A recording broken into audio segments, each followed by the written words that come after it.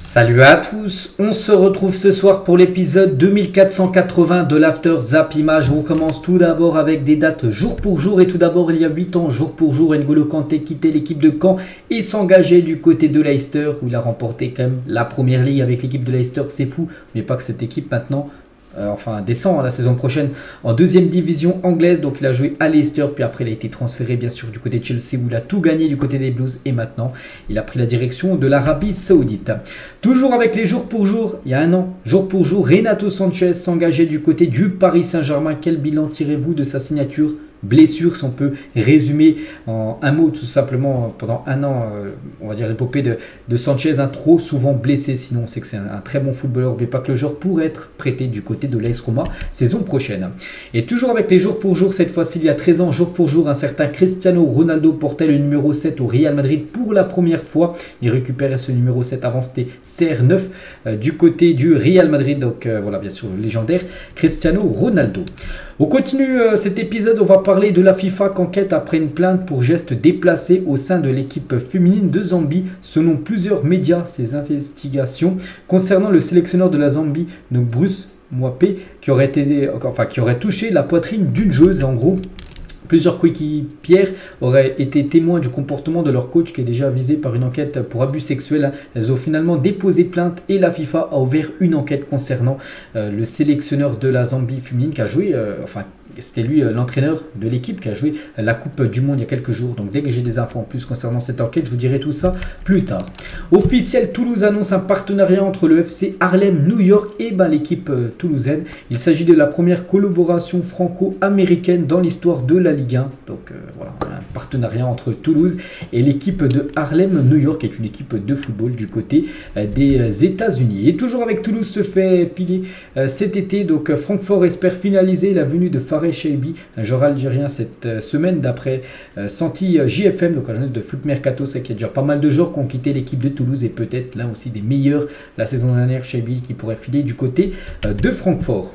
On va parler de Vardiol. Donc au lieu d'inclure des bonus dans le deal pour Vardiol, City et le RB Leipzig se sont mis d'accord pour jouer un match amical à l'avenir dont les revenus reviendront entièrement au club allemand. Donc voilà, ça devrait être un transfert de 90 millions d'euros. Il n'y a pas de bonus en gros. Les bonus sont remplacés par un match amical qui sera prévu, je ne sais pas quand exactement, dans le futur. Et tout l'argent des billets, des ventes, tout ce qu'il peut avoir autour de ce match-là, ça reviendra entièrement dans les caisses du RB Leipzig, parce qu'on n'oublie pas que le joueur va être vendu normalement là dans les prochaines heures, 90 millions d'euros à l'équipe de Manchester City. Et Leipzig qui va encaisser 90 millions d'euros grâce à la vente de Vardiol. À Manchester City va revenir à la charge pour Castello Luqueba, parce que du côté de Leipzig, il faut trouver le remplaçant maintenant de Vardiol, et ça pourrait être Luqueba, le défenseur lyonnais. Une offre plus importante devrait être formulée par le club allemand à Lyon, parce qu'ils ont déjà proposé 30 millions d'euros à Lyon. Ça a été refusé. Il a vu qu'ils récupèrent quand même 90 millions d'euros. Peut-être qu'ils vont augmenter leur offre pour faire venir un Luqueba du côté de Leipzig et pour remplacer tout simplement Vardiol.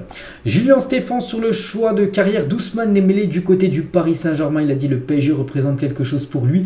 Il fait toujours des choix de carrière dans des clubs qui représentent quelque chose pour lui. C'est important. Il parlait régulièrement du PSG. Vous savez, Ousmane, on ne lui fait pas faire ce qu'il n'a pas envie de faire. Donc vraiment, s'il vient du côté du PSG, c'est qu'il a envie de jouer du côté du Paris Saint-Germain. Voilà ce qu'a pu dire Julien Stéphan, l'ancien coach d'Ousmane Dembélé du côté du Stade Rennais à l'époque. Donc voilà, bien sûr, s'il va là-bas, c'est parce qu'il a envie de jouer à Paris, Dembélé.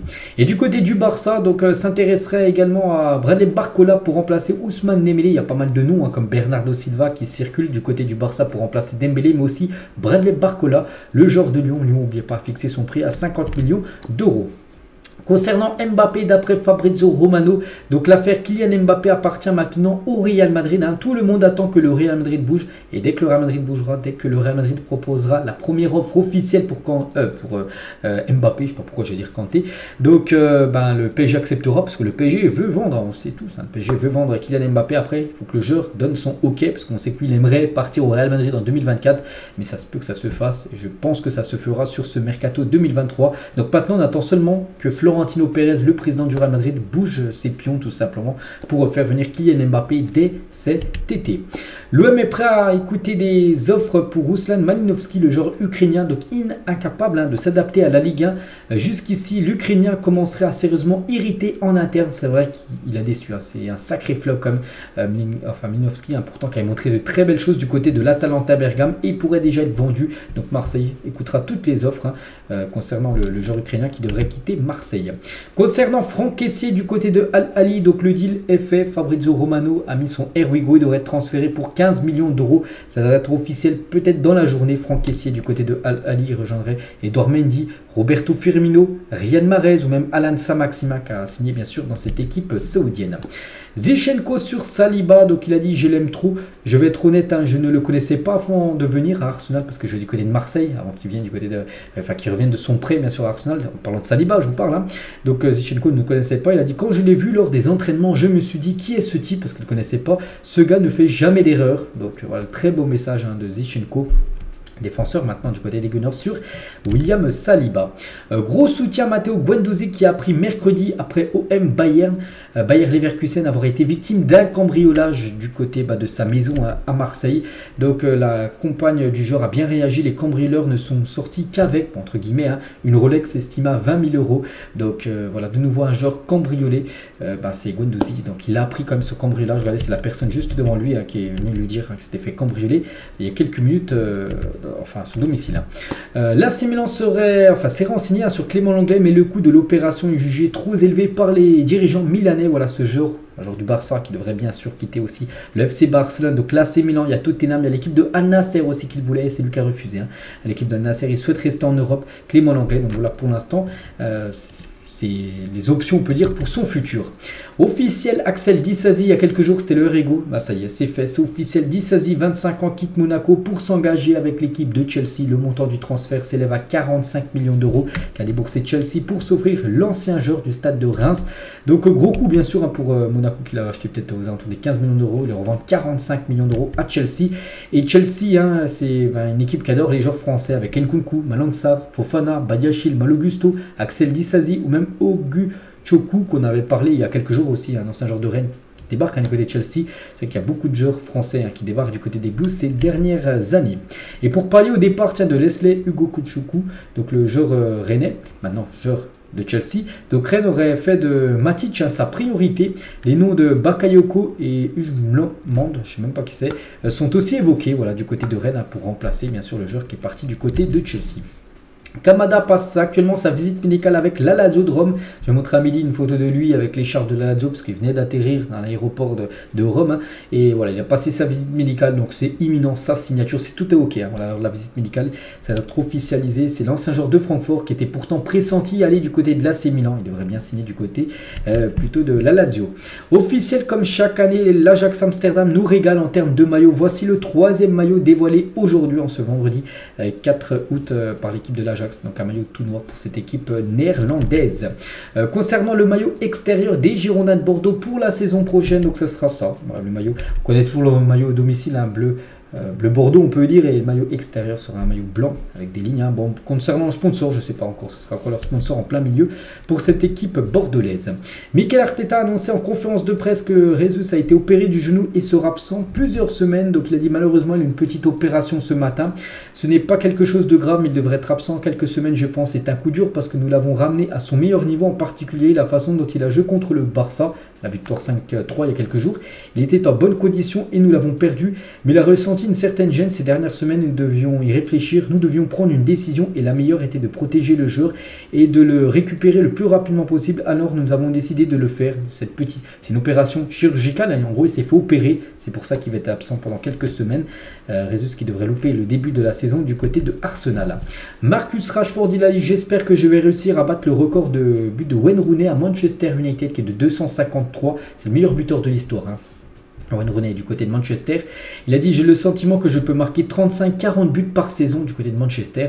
L'Anglais en compte pour le moment 123 de buts du côté de Manchester United. Il aimerait dépasser le record de Wayne Rooney de 253. En gros, c'est le double par rapport à ce qu'il a marqué pour l'instant. Marcus Rashford. Geoffrey Kondogbia Antoine Griezmann a toujours aimé ce club. Il était content que je signe à l'OM. Pareil pour Renan Lodi. Ça sera peut-être le prochain à signer du côté de Marseille. En parlant tout simplement d'Antoine Griezmann. Voilà ce qu'a pu dire Kondogbia sur son ancien coéquipier du côté de l'Atlético Madrid. Brice Samba va être le capitaine de l'équipe de Lens la saison prochaine. Il est très content. Il a dit quelle fierté, très heureux et reconnaissant d'avoir été nommé capitaine pour la saison à venir. Je reprends le brassard d'un immense capitaine, Seko Fofana, qui a quitté le club pour la Nasser, et espère le représenter avec autant de réussite que lui. Vivement la suite. Il a également parlé de l'Euro. L'Euro est un objectif pour moi. J'aimerais au moins participer à un grand tournoi avec l'équipe de France. C'est vrai que j'ai refusé la sélection congolaise la première fois en 2013-2014. J'étais très jeune. Dans ma tête, ça a toujours été la France, honnêtement. Et plus ça avançait, plus on me disait tu es sûr que c'est toujours la France, mais quand j'ai signé en Championship, les gens n'y croyaient plus. Seule ma famille, mes proches et moi continuons à y croire, et maintenant on sait qu'il est dans le top 3 des meilleurs gardiens français. Regardez, il a été appelé lors des derniers matchs de la France par Didier Deschamps. Et Brice Samba sur l'ambiance à Bollaert. Il a dit à l'époque, j'avais joué à Bollaert avec l'OM en amical et j'avais remarqué que le COP était sur le côté. Je n'avais jamais vu ça auparavant. Ça m'avait marqué. En plus, j'avais kiffé l'ambiance. Ce qu'on a vécu cette année, c'est exceptionnel. On était tout le temps à guichet fermé. Et puis, il ne faut pas oublier que Lens est une ville de 40 000 habitants avec un stade de 38 000 places. Il est toujours plein. Toute la ville vient au stade. C'est une ferveur de dingue. On sait, l'ambiance, la ferveur qu'il y a du côté de Lens. En plus, la saison prochaine, il y a la Ligue des Champions quand même pour Lens. Donc voilà, vraiment, il est très très content. Et maintenant, c'est il a le brassard de capitaine du côté de Lens, le gardien Brice Samba.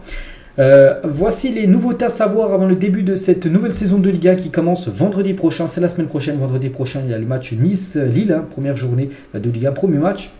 Donc 4 clubs en Ligue des Champions saison prochaine, donc 3 directement en phase de groupe, plus 1 en barrage. Donc là on sait qu'il y en avait 2 les années précédentes, plus l'autre en barrage. Là maintenant ça sera 4. 3 directement et en barrage. Donc 5e et 6e en Europa League, le 7e en Conférence Ligue. 34 journées durant la saison, plus 38 vu qu'il y a 18 équipes et non 20. Et retour des 2 descentes directes en Ligue 2, plus un barrage aller-retour. Donc voilà, avant de commencer la saison de Ligue 1 semaine prochaine. Et on finit les gars cet épisode avec une petite info concernant l'Australie qui souhaiterait accueillir la Coupe du Monde 2034. Donc pourtant l'Australie organise déjà la Coupe du Monde féminine avec la Nouvelle-Zélande et ils aimeraient organiser cette Coupe du Monde homme, là on parle des hommes, en 2034. Donc bon, c'est pas maintenant, bien sûr on aura le temps de reparler, c'est dans 11 ans qu'on connaîtra, qu'on verra cette future Coupe du Monde. Donc voilà ce qu'il y a à dire, j'espère que ça vous a plu, on se retrouve demain pour le prochain After Zap Image. Moi je vous souhaite un bon vendredi et à demain.